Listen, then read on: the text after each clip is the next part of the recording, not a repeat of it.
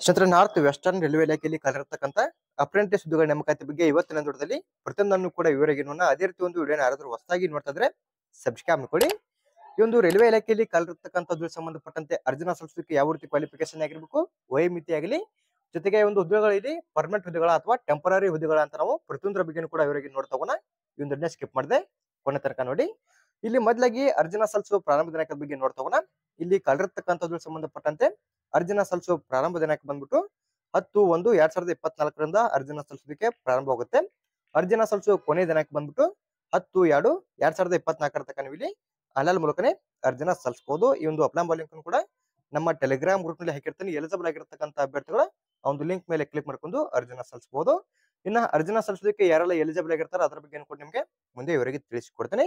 ಇನ್ನು ಇಲ್ಲಿ ಕಲಿರತಕ್ಕಂಥದ್ದು ಸಂಬಂಧಪಟ್ಟಂತೆ ಆಯ್ಕೆ ವಿಧಾನ ಯಾವ ರೀತಿ ಇರ್ತಂತ ಕೂಡ ಇಲ್ಲಿ ಕೆಳಗಡೆ ಅವರು ಕೊಟ್ಟಿರ್ತಕ್ಕಂಥದ್ದು. ಈಗ ಅರ್ಜಿನ ಸಲ್ಲಿಸಲಿಕ್ಕೆ ಯಾವ ರೀತಿ ಕ್ವಾಲಿಫಿಕೇಶನ್ ಆಗಿರ್ಬೇಕು ಅಂತ ನೋಡೋಣ. ಅದಾದ್ಮೇಲೆ ಸೆಲೆಕ್ಷನ್ ಪ್ರೊಸೆಸ್ ಆಗಲಿ, ಯಾವ ಒಂದು ಡಿವಿಷನ್ ಅಲ್ಲಿ ಎಷ್ಟೆಷ್ಟು ಹುದ್ದೆಗಳು ಅಂತ ನಾವು ಪ್ರತಿಯೊಂದರ ಬಗ್ಗೆ ಕೂಡ ಹೇಗೆ ನೋಡ್ತಾ ಹೋಗೋಣ. ಇಲ್ಲಿ ನೋಡಿ, ನೀವು ಅರ್ಜಿನ ಸಲ್ಲಿಸೋದಕ್ಕೆ ಯಾವ ರೀತಿ ಕ್ವಾಲಿಫಿಕೇಶನ್ ಆಗಿರ್ಬೇಕಂತ ಇಲ್ಲಿ ಕೆಳಗಡೆ ಅವರು ಕೊಟ್ಟಿರ್ತಕ್ಕಂಥದ್ದು. ಇಲ್ಲಿ ಕಲಿರತಕ್ಕಂಥದ್ದು ಸಂಬಂಧಪಟ್ಟಂತೆ ಅರ್ಜಿನ ಸಲ್ಲಿಸೋದಕ್ಕೆ ಮೊದಲಾಗಿ 10ನೇ ತರಗತಿಯನ್ನ ಪಾಸ್ ಆಗಿರ್ಬೇಕು. ಇನ್ನ ಇದಾದ್ಮೇಲೆ ನಿಮ್ದು 10ನೇ ತರಗತಿ ಆದ್ಮೇಲೆ ಐಟಿಐದಲ್ಲಿ ನೀವು NCVT ಅಥವಾ SCVT ಅಥವಾ ಯಾವ್ದಾದ್ರು ಒಂದು ಟ್ರೇಡ್ ನೀವು ಇಲ್ಲಿ ಕಂಪ್ಲೀಟ್ ಮಾಡಿರ್ಬೇಕಾಗುತ್ತೆ. ಯಾವ ಒಂದು ಟ್ರೇಡ್ ಅನ್ನ ಕಂಪ್ಲೀಟ್ ಮಾಡಿದ್ರೆ ಅರ್ಜಿನ ಸಲ್ಲಿಸಬಹುದು ಅಂತ ಅನ್ಕೊಂಡು ನಿಮಗೆ ಮುಂದೆ ಅವರಿಗೆ ತಿಳಿಸಿಕೊಡ್ತೀನಿ. ಒಂದು ಡಿವಿಷನ್ ನ ಆಧಾರದ ಮೇಲೆ ಅವರು ಯಾವ ಒಂದು ಟ್ರೇಡ್ ಗಳು ಕಂಪ್ಲೀಟ್ ಆಗಿರ್ತಕ್ಕಂಥ ಅಭ್ಯರ್ಥಿಗಳು ಅರ್ಜಿನ ಸಲ್ಲಿಸಬಹುದು ಅಂತ ಅವರು ಮೇಲ್ಗಡೆ ಲಿಸ್ಟ್ ನ ಕೊಡಿದ್ರೆ ಆ ಒಂದು ಲಿಸ್ಟ್ ನ ಪ್ರಕಾರ ಯಾವ ಒಂದು ಟ್ರೇಡ್ ಗಳನ್ನ ಕಂಪ್ಲೀಟ್ ಮಾಡಿರ್ತಕ್ಕಂಥ ಅಭ್ಯರ್ಥಿಗಳು ಅರ್ಜಿನ ಸಲ್ಲಿಸಬಹುದು ಅಂತ ನಿಮಗೆ ಮುಂದೆ ಇವರಿಗೆ ತಿಳಿಸಿಕೊಡ್ತೀನಿ. ಇನ್ನು ಕ್ವಾಲಿಫಿಕೇಶನ್ ಬಂದ್ಬಿಟ್ಟು ಮೊದಲಾಗಿ ನೀವು 10ನೇ ತರಗತಿ ಪಾಸ್ ಆಗಿರ್ಬೇಕು. ಇನ್ನ 10ನೇ ತರಗತಿಯಲ್ಲಿ ಕನಿಷ್ಠವಾಗಿ 50% ಅನ್ನ ತಗೊಂಡು ಪಾಸ್ ಆಗಿರ್ಬೇಕಾಗುತ್ತೆ. ಇದಾದ್ಮೇಲೆ ಎರಡದಾಗಿ ಐಟಾದಲ್ಲಿ ನೀವು NCVT ಥ್ರೂ ಆಗಲಿ ಅಥವಾ SCVT ಥ್ರೂ ಆಗಲಿ ಯಾವುದಾದ್ರು ಒಂದು ಟ್ರೇಡ್ ನೀವು ಇಲ್ಲಿ ಕಂಪ್ಲೀಟ್ ಮಾಡಿರಲೇಬೇಕು. ಯಾವ ಒಂದು ಟ್ರೇಡ್ ನ ಕಂಪ್ಲೀಟ್ ಮಾಡಿರ್ಬೇಕಂತ ಮುಂದೆ ನಿಮಗೆ ಇವರಿಗೆ ತಿಳಿಸಿಕೊಡ್ತೀನಿ. ಇನ್ನ ಅರ್ಜಿ ಶುಲ್ಕದ ಬಗ್ಗೆ ನೋಡ್ತಿದ್ರೆ ಇಲ್ಲಿ ಒಂದು ಕ್ಯಾಟಗರಿ ಆಧಾರದ ಮೇಲೆ ಅವರು ಕೊಟ್ಟಿರ್ತಕ್ಕಂಥದ್ದು. ಇಲ್ಲಿ ಮೊದಲಾಗಿ ನಾವು ಯಾರಿಗೆಲ್ಲ ಒಂದು ಅಪ್ಲಿಕೇಶನ್ ಫೀಲ್ ಅಂತ ನೋಡ್ತೋಗೋಣ. SC ST PWD ಮತ್ತು ಮಹಿಳಾ ಅಭ್ಯರ್ಥಿ ಸಂಬಂಧಪಟ್ಟಂತೆ ಇಲ್ಲಿ ಯಾವುದೇ ಇರ್ತದಂತ ಒಂದು ಅರ್ಜಿ ಶುಲ್ಕ ಇರೋದಿಲ್ಲ. ಇನ್ನ ಇಲ್ಲಿ ಕೆಳಗಡೆ ಕೊಟ್ಟಿರ್ತಕ್ಕಂಥ ಅಭ್ಯರ್ಥಿಗಳನ್ನ ಬಿಟ್ಟು ಮಿಕ್ಕಿದ ಎಲ್ಲಾ ಅಭ್ಯರ್ಥಿ ಸಂಬಂಧಪಟ್ಟಂತೆ ₹100 ಅರ್ಜಿ ಶುಲ್ಕ ಇರುತ್ತೆ. ಒಂದು ₹100 ಅರ್ಜಿ ಶುಲ್ಕವನ್ನ ನೀವು ಇಲ್ಲಿ ಆನ್ಲೈನ್ ಮೂಲಕ ಅರ್ಜಿನ ಸಲ್ಲಿಸೋಗ್ಲೇ ಪೇ ಮಾಡಬೇಕಾಗುತ್ತೆ. ಇನ್ನ ಇಲ್ಲಿ ಯಾವ ಒಂದು ಟ್ರೇಡ್ ಗಳನ್ನ ಕಂಪ್ಲೀಟ್ ಮಾಡಿರ್ತಕ್ಕಂಥ ಅಭ್ಯರ್ಥಿಗಳು ಅರ್ಜಿನ ಸಲ್ಲಿಸಬಹುದು. ಇನ್ನೊಂದು ಡಿವಿಷನ್ ಆಧಾರದ ಮೇಲೆ ಇಲ್ಲಿ ಎಷ್ಟೆಷ್ಟು ಹುದ್ದೆಗಳು ಅಂತ ನೋಡ್ತಗೋಣ. ಇಲ್ಲಿ ಮೇಲ್ಗಡೆ ಕೂಡ ಅವರು ಇವರಿಗೆ ಕೊಟ್ಟಿರ್ತಕ್ಕಂಥದ್ದು. ಇಲ್ಲಿ ಮೊದಲಾಗಿ ಯಾವ ಒಂದು ಡಿವಿಷನ್ ಗಳಿವೆ ಅಂತ ಇಲ್ಲಿ ಕೆಳಗಡೆ ಅವರು ಕೊಡಿದ್ರೆ ನಾವು ಡೈರೆಕ್ಟ್ ಆಗಿ ಈಗ ಒಂದು ಡಿವಿಷನ್ ಆಧಾರದ ಮೇಲೆ ಯಾವ ಒಂದು ಟ್ರೇಡ್ ಗಳನ್ನ ಕಂಪ್ಲೀಟ್ ಮಾಡಿರ್ತಕ್ಕಂಥ ಅಭ್ಯರ್ಥಿಗಳು ಅರ್ಜಿನ ಸಲ್ಲಿಸಬಹುದು ಅಂತ ಇವರಿಗೆ ನೋಡ್ತಗೋಣ. ಇಲ್ಲಿ ಮೊದಲಾಗಿ DRM ಆಫೀಸ್ ಅಜ್ಮೀರ್ ಅಂತ ಕೊಡೋದಲ್ಲ, ಈ ಒಂದು ಡಿವಿಷನ್ ಅಲ್ಲಿ ಟೋಟಲ್ ಆಗಿ ಇಲ್ಲಿ ನೋಡಿದ್ವಿ ಇಲ್ಲಿ ಸೈಡ್ ನಲ್ಲಿ ಕೊಟ್ಟಿರ್ತಕ್ಕಂಥ ಒಂದು ಟ್ರೇಡ್ ಗಳಿಗೆ ಹುದ್ದೆಗಳು ಇಲ್ಲಿ ಖಾಲಿ ಇರ್ತಕ್ಕಂಥದ್ದು. ನೀವು ಇಲ್ಲಿ ಯಾವ ಒಂದು ಡಿವಿಷನ್ ಅಲ್ಲಿ ಅಥವಾ ಯಾವ ಒಂದು ಯೂನಿಟ್ ನಲ್ಲಿ ಕಲಿರತಕ್ಕಂಥ ಹುದ್ದೆಗೆ ಸಂಬಂಧಪಟ್ಟಂತೆ ಅರ್ಜಿನ ಸಲ್ಲಿಸಬೇಕಂತ ಅನ್ಕೊಂಡಿರ್ತೀರಿ. ಅಲ್ಲಿ ನೀವು ಕಂಪ್ಲೀಟ್ ಮಾಡಿರ್ತಕ್ಕಂಥ ಟ್ರೇಡ್ ಗೆ ನಿಮ್ಮ ಕ್ಯಾಟಗರಿಗೆ ಸಂಬಂಧಪಟ್ಟಂತೆ ಟೋಟಲ್ ಆಗಿ ಎಷ್ಟೆಷ್ಟು ಹುದ್ದೆಗಳು ಅಂತ ಸರಿಯಾಗಿ ಚೆಕ್ ಮಾಡ್ಕೊಂಡು ನೀವು ಇಲ್ಲಿ ಅಪ್ಲೈ ಮಾಡಬೇಕಾಗುತ್ತೆ. ಈ ಒಂದು ಡಿವಿಷನ್ ಅಥವಾ ಈ ಒಂದು ಯೂನಿಟ್ ಗೆ ಸಂಬಂಧಪಟ್ಟಂತೆ ಟೋಟಲ್ ಆಗಿ ಕಲಿರತಕ್ಕಂಥ ಇಲ್ಲಿ ಒಟ್ಟು ಹುದ್ದೆಗಳ ಸಂಖ್ಯೆ ಬಂದ್ಬಿಟ್ಟು 402 ಹುದ್ದೆಗಳ ಈ ಒಂದು ಯೂನಿಟ್ ನಲ್ಲಿ ಖಾಲಿ ಇರ್ತಕ್ಕಂಥದ್ದು.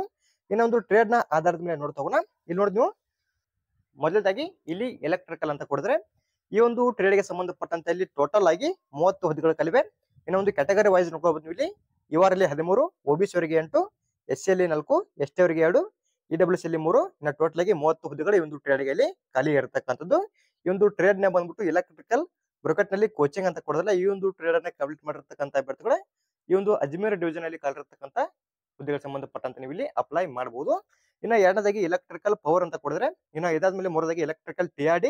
ಈ ಒಂದು ಎಲೆಕ್ಟ್ರಿಕಲ್ ಗೆ ಸಂಬಂಧಪಟ್ಟಂತೆ ಇಲ್ಲಿ ಸಪರೇಟ್ ಆಗಿ ಮುಂದ್ಗಡೆ ಎಷ್ಟು ಟೋಟಲ್ ಆಗಿ ಹುದ್ದೆಗಳು ಕಲಿವೆ ಅಂತ ಕೊಡಿದ್ರೆ, ಇನ್ನು ಇದಾದ್ಮೇಲೆ ಕ್ಯಾಟಗರಿ ವೈಸ್ ಎಷ್ಟು ಹುದ್ದೆಗಳು ಅಂತ ಕೂಡ ಅವರು ಕೊಟ್ಟಿರುವಂತದ್ದು. ನಿಮ್ಮ ಕ್ಯಾಟಗರಿ ಯಾವ್ದು ಇರುತ್ತೆ, ನೀವು ಯಾವ ಒಂದು ಟ್ರೇಡ್ ನ ಕಂಪ್ಲೀಟ್ ಮಾಡಿರ್ತೀರಿ ಅಲ್ಲಿ ಟೋಟಲ್ ಆಗಿ ಎಷ್ಟು ಹುದ್ದೆಗಳು ಅಂತ ಸರಿಯಾಗಿ ಚೆಕ್ ಮಾಡ್ಕೊಂಡು ನೀವು ಇಲ್ಲಿ ಅಪ್ಲೈ ಮಾಡಬೇಕು.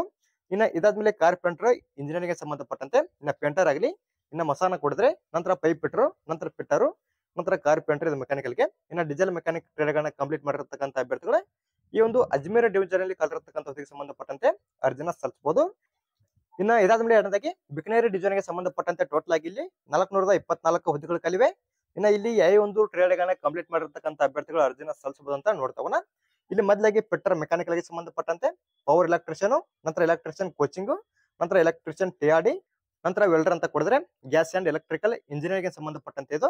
ಇನ್ನು ಕೆಳಗಡೆ ಇದು ಕೂಡ ವೆಲ್ಡರ್. ಇಲ್ಲಿ ಗ್ಯಾಸ್ ಅಂಡ್ ಎಲೆಕ್ಟ್ರಿಕಲ್ ಇದು ಮೆಕ್ಯಾನಿಕಲ್ ಗೆ ಸಂಬಂಧಪಟ್ಟಂತೆ ಇಲ್ಲಿ ಯಾವ ಒಂದು ಟ್ರೇಡ್ ಗಳನ್ನ ಕೊಟ್ಟಿದಾರಲ್ಲ ಇಲ್ಲಿ ಕೊಟ್ಟಿರ್ತಕ್ಕಂಥ ಯಾವ್ದಾದ್ರು ಒಂದು ಟ್ರೇಡ್ ನೀವು ಇಲ್ಲಿ ಐಟಾದಲ್ಲಿ NCVT ಅಥವಾ SCVT ಥ್ರೂ ಕಂಪ್ಲೀಟ್ ಮಾಡಿದ್ರೆ ಸಾಕು, ಇಲ್ಲಿ ಕಲಿರ್ತಕ್ಕಂಥದ್ದು ಸಂಬಂಧಪಟ್ಟಂತೆ ನೀವು ಇಲ್ಲಿ ಅಪ್ಲೈ ಮಾಡಬಹುದು. ಈ ಒಂದು ಬಿಕನರಿ ಡಿವಿಷನ್ ಟೋಟಲ್ ಆಗಿ ಇಲ್ಲಿ ಕೊಟ್ಟಿರ್ತಕ್ಕಂಥ ಟ್ರೇಡ್ಗಳಲ್ಲಿ ಯಾವ್ದಾದ್ರು ಒಂದು ಟ್ರೇಡ್ ನೀವು ಕಂಪ್ಲೀಟ್ ಮಾಡಿದ್ರೆ ಸಾಕು ಅಪ್ಲೈ ಮಾಡಬಹುದು. ಇನ್ನು ಒಂದು ಕ್ಯಾಟಗರಿ ವೈಸ್ ಟೋಟಲ್ ಆಗಿ ಇಲ್ಲಿ ಎಷ್ಟೆಷ್ಟು ಹುದ್ದೆಗಳು ಅಂತವರು ಒಂದು ಟ್ರೇಡ್ ನ ಆಧಾರದ ಮೇಲೆ ಕೊಡಿದ್ರೆ ಕರೆಕ್ಟ್ ಆಗಿ ಚೆಕ್ ಮಾಡ್ಕೊಂಡು ನೀವು ಇಲ್ಲಿ ಅಪ್ಲೈ ಮಾಡಬೇಕು.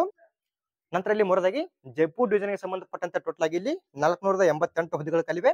ಇನ್ನ ಈ ಒಂದು ಡಿವಿಷನ್ ಅಥವಾ ಈ ಒಂದು ಯೂನಿಟ್ ನಲ್ಲಿ ಯಾವ ಒಂದು ಟ್ರೇಡ್ ಗಳನ್ನ ಕಂಪ್ಲೀಟ್ ಮಾಡಿರ್ತಕ್ಕಂಥ ಅಭ್ಯರ್ಥಿಗಳ ಅರ್ಜಿನ ಸಲ್ಲಿಸಬಹುದು ಅಂತ ನೋಡ್ತಾವನ. ಇಲ್ಲಿ ಮೊದಲಾಗಿ ಮೆಕ್ಯಾನಿಕಲ್ ಅಂತ ಕೊಡಿದ್ರೆ, ಇನ್ನ ಇದಾದ್ಮೇಲೆ ಎರಡನೇದಾಗಿ SNT ಅಂತ ಕೊಡಿದ್ರೆ, ನಂತರ ಮೂರದಾಗಿ ಎಲೆಕ್ಟ್ರಿಕಲ್ ಅಂತ ಕೊಡಿದ್ರೆ, ಇನ್ನ ನಾಲ್ಕನೇದಾಗಿ ಬಂದ್ಬಿಟ್ಟು ಎಲೆಕ್ಟ್ರಿಕಲ್ TRD ಎಲೆಕ್ಟ್ರಿಷಿಯನ್ ಅಂತ ಕೊಡಿದ್ರಲ್ಲ. ಇಲ್ಲಿ ಕೊಟ್ಟಿರ್ತಕ್ಕಂಥ ಟ್ರೇಡ್ ಗಳಲ್ಲಿ ಯಾವ್ದಾದ್ರು ಒಂದು ಟ್ರೇಡ್ ನೀವು ಇಲ್ಲಿ ಐಟಾದಲ್ಲಿ NCVT ಅಥವಾ SCVT ಥ್ರೂ ಕಂಪ್ಲೀಟ್ ಮಾಡಿದ್ರೆ ಸಾಕು, ಈ ಒಂದು ಜೈಪುರ್ ಡಿವಿಷನ್ ಅಲ್ಲಿ ಕಲಿರ್ತಕ್ಕಂಥ ಹುದ್ದೆಗೆ ಸಂಬಂಧಪಟ್ಟಂತೆ ನೀವು ಇಲ್ಲಿ ಅಪ್ಲೈ ಮಾಡಬಹುದು.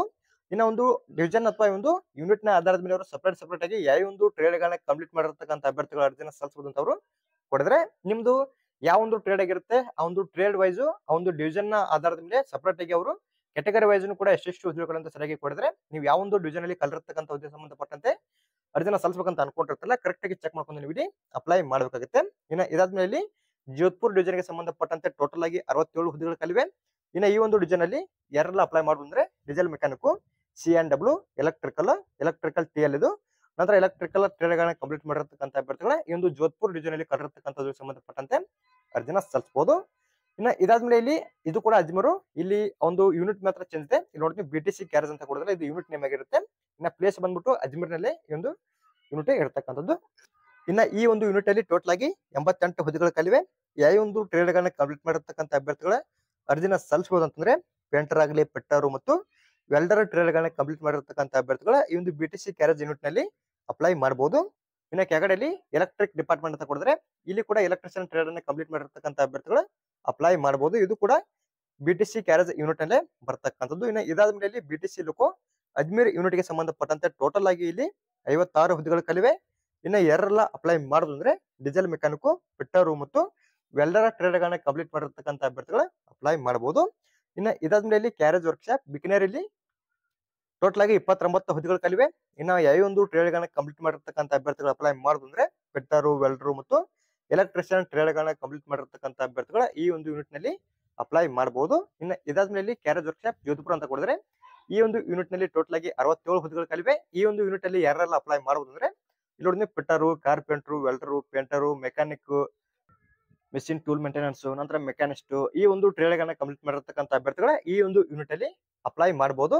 ಇಲ್ಲಿ ಪ್ರತಿಯೊಂದನ್ನು ಕೂಡ ಅವರು ಸಪರೇಟ್ ಆಗಿ ಒಂದು ಟ್ರೇಡ್ ನ ಆಧಾರದ ಮೇಲೆ ಜೊತೆಗೆ ಯೂನಿಟ್ ಗೆ ಸಂಬಂಧಪಟ್ಟಂತೆ ಟೋಟಲ್ ಆಗಿ ಎಷ್ಟೆಷ್ಟು ಹುದ್ದೆಗಳು ಅಂತ ಅವರು ಕರೆಕ್ಟ್ ಆಗಿ ಇಲ್ಲಿ ಕೊಡಿದ್ರೆ, ನಿಮ್ದು ಯಾವ ಒಂದು ಟ್ರೇಡ್ ಆಗಿರುತ್ತೆ ಆ ಒಂದು ಕ್ಯಾಟಗರಿಗೆ ಸಂಬಂಧಪಟ್ಟಂತೆ ಟೋಟಲ್ ಆಗಿ ಎಷ್ಟೆಷ್ಟು ಹುದ್ದೆಗಳು ಅಂತ ಸರಿಯಾಗಿ ಚೆಕ್ ಮಾಡ್ಕೊಂಡು ನೀವು ಇಲ್ಲಿ ಅಪ್ಲೈ ಮಾಡಬೇಕಾಗುತ್ತೆ. ಇನ್ನ ಇದಾದ್ಮೇಲೆ ಇಲ್ಲಿ ಒಂದು ಆಯ್ಕೆ ಯೋಜನೆ ಯಾವ ಇರ್ತಂತ ನೋಡ್ತವ. ಇಲ್ಲಿ ಮೇಲ್ಗಡೆ ಕೂಡ ಅವರು ಆಯ್ಕೆ ವಿಧಾನದ ಬಗ್ಗೆ ಕೊಟ್ಟಿದ್ರು. ಇಲ್ಲಿ ಒಂದು ಆಯ್ಕೆ ವಿಧಾನದ ಬಂದ್ಬಿಟ್ಟು ಮೆರಿಟ್ ನ ಮೂಲಕ ಇಲ್ಲಿ ಆಯ್ಕೆಯನ್ನ ಮಾಡ್ಕೋತಾರ.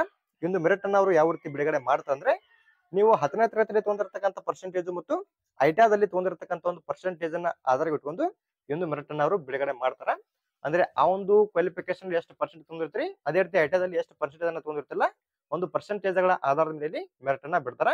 ಈ ಒಂದು ಮೆರಿಟ್ ನಲ್ಲಿ ಕ್ವಾಲಿಫೈ ಆದಂತ ಅಭ್ಯರ್ಥಿಗಳಿಗೆ ಅಲ್ಲಿ ಮುಂದಿನ ಹಂತದಲ್ಲಿ ಡಾಕ್ಯುಮೆಂಟ್ ವೆರಿಫಿಕೇಶನ್ ಕೂಡ ಇರ್ತಕ್ಕಂಥದ್ದು. ಒಂದು ಡಾಕ್ಯುಮೆಂಟ್ ವೆರಿಫಿಕೇಶನ್ ಗೆ ಯಾರೆಲ್ಲ ಕ್ವಾಲಿಫೈ ಆಗ್ತಾರಲ್ಲ ಅವರಿಗೆ ಮಾತ್ರ ಸಪರೇಟ್ ಆಗಿ ಅವರು ಮೇಲ್ ಅಥವಾ SMS ನ ಮೂಲಕ ತಿಳಿಸುವಂತದ್ದು. ಯಾವ ಒಂದು ಪ್ಲೇಸ್ ಅಲ್ಲಿ ಡಾಕ್ಯುಮೆಂಟ್ ವೆರಿಫಿಕೇಶನ್ ಇರುತ್ತೆ, ನೀವು ಕ್ವಾಲಿಫೈ ಆಗಿದ್ದೀರಿ ಅಂತ ಅವರು ಮೇಲ್ ID ಮೂಲಕ ನಿಮಗೆ ತಿಳಿಸುವಂತದ್ದು. ಇಲ್ಲಿ ಆಯ್ಕೆ ವಿಧಾನದ ಬಗ್ಗೆ ಅವರು ಪ್ರತಿಯೊಂದನ್ನು ಕೂಡ ಇವರಿಗೆ ಕೊಡಿದ್ರೆ, ಯಾರೆಲ್ಲ ಅರ್ಜಿನ ಸಲ್ಲಿಸಬೇಕಂತ ಅನ್ಕೊಂಡಿರ್ತಾರಲ್ಲ ಇಲ್ಲಿ ಕೊಟ್ಟಿರ್ತಕ್ಕಂಥ ಮಾಹಿತಿನ ಸರಿಯಾಗಿ ಚೆಕ್ ಮಾಡ್ಕೊಂಡು ನೀವು ಇಲ್ಲಿ ಅಪ್ಲೈ ಮಾಡಬೇಕಾಗುತ್ತೆ. ಇನ್ನು ಇಲ್ಲಿ ಕಾಲಿರ್ತಕ್ಕಂಥ ಹುಡುಗಿಗೆ ನೀವು ಯಾವ ರೀತಿ ಅರ್ಜಿನ ಸಲ್ಲಿಸಬೇಕಂದ್ರೆ ಆನ್ಲೈನ್ ಮೂಲಕ ನೀವು ಇಲ್ಲಿ ಅಪ್ಲೈ ಮಾಡಬೇಕು. ಆ ಒಂದು ಅಪ್ಲೈ ಮಾಡೋ ಲಿಂಕ್ ಕೂಡ ನಮ್ಮ ಟೆಲಿಗ್ರಾಮ್ ಗ್ರೂಪ್ ನಲ್ಲಿ ಹಾಕಿರ್ತೀನಿ. ಎಲಿಜಿಬಲ್ ಆಗಿರ್ತಕ್ಕಂಥ ಅಭ್ಯರ್ಥಿಗಳ ಆ ಒಂದು ಲಿಂಕ್ ಮೇಲೆ ಕ್ಲಿಕ್ ಮಾಡ್ಕೊಂಡು ಅರ್ಜಿನ ಸಲ್ಲಿಸಬಹುದು. ಅದೇ ರೀತಿ ಒಂದು ನೋಟಿಫಿಕೇಶನ್ ಮತ್ತು ಒಂದು ಅಪ್ಲೈ ಮಾಡೋ ಲಿಂಕ್ ಅನ್ನ ಎರಡನ್ನೂ ಕೂಡ ನಮ್ಮ ಟೆಲಿಗ್ರಾಮ್ ಗ್ರೂಪ್ ನಲ್ಲಿ ಹಾಕಿರ್ತೀನಿ. ಎಲಿಜಿಬಲ್ ಆಗಿರ್ತಕ್ಕಂಥ ಅಭ್ಯರ್ಥಿಗಳು ಆ ಒಂದು ಲಿಂಕ್ ಮೇಲೆ ಕ್ಲಿಕ್ ಮಾಡ್ಕೊಂಡು ಅರ್ಜಿನ ಸಲ್ಲಿಸಿ.